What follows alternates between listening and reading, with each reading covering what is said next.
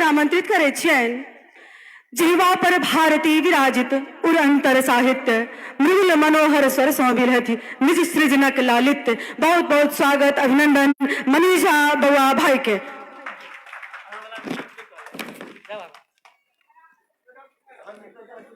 मंच पर और सामने बैसल सब गोटा के सादर अभिनंदन प्रणाम करे छी। मातृभाषा केंद्रित जे हमारी कविता अछि एकर शीर्षक अछि नेहोरा। मित्र अहाँ विकल्प बनि ठाढ़ छी तेहन समाजक पीठ पर जकर भखरल भीतक घरक पक्कीकरण योजना के मूर्त रूप देवा लेल बेर बेर होइत रहल अछि घोषणा।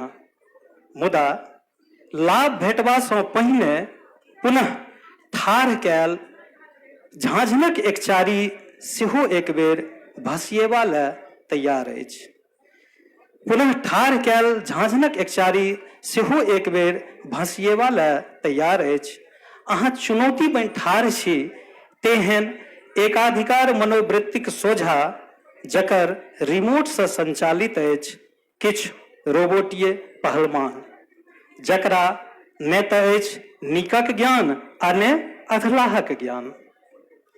अहाँ सहयात्री बनि ठाढ़ छी तेहन निश्चल मनक युवक संग जकरा बेर बेर छलल जाइत रहिते शिक्षा रोजगारक नाम पर, पठाओल जैते श्रमिकक नाम पर, चेकल वस्तुक गोदाम सन कोचल जाइत रहिते जनसाधारणक जनरल बोगी में मान्यता भेटतैक प्रवासी नागरिकक जीवन यापन होइत रहितैक कोनो धन्ना सेठक आवासीय परिसर में तन बैकुंठ मुदा मौन गामक अभिलाषा में पुनः घुरबा लेल सोचतैक हजार बेर।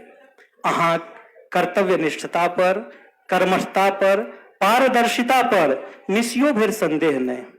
अहाँ कर्तव्य निष्ठता पर, कर्मठता पर, पारदर्शिता पर निस्यो भरि संदेह नहीं।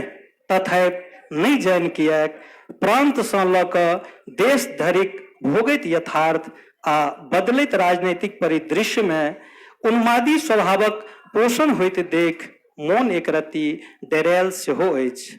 सबटा तऽ नीके, मुदा अपन लोकक बीच संवादक भाषा जँ अपने रहैत तऽ आर बेसी आश्वस्त भऽ जैतहुँ जे क्षेत्र, छात्र, उद्यम आ रोजगारक संगे भाषा सेहो सुरक्षित रहि जायत आ विभिन्न उद्देश्य में एकटा इहो निहित अछि आ विभिन्न उद्देश्य में एकटा इहो निहित अछि।